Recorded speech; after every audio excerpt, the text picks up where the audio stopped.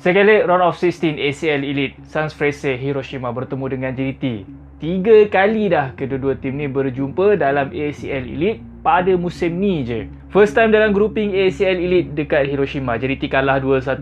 JDT time tu main 10 orang. Kali kedua first leg round of 16 ACL Elite, JDT bertemu dengan Hiroshima di Stadium Sultan Ibrahim. Kali ni Hiroshima pula yang main 10 orang, diorang kalah 3-1. Sekarang second leg round of 16, kedua-dua tim ni main lengkap dengan 11 player sepanjang full time. Hiroshima turunkan 100% player anak jati Jepun dalam first 11, termasuklah dekat sub, semua memang anak jati Jepun. Penjaring 2 gol Hiroshima time menentang JDT sebelum ni, Akito Suzuki pun ada dalam first 11. JDT pula lupa, tak boleh nak sembang pasal anak jati sebab ini tournament level ACL Elite, bukan level Sukma.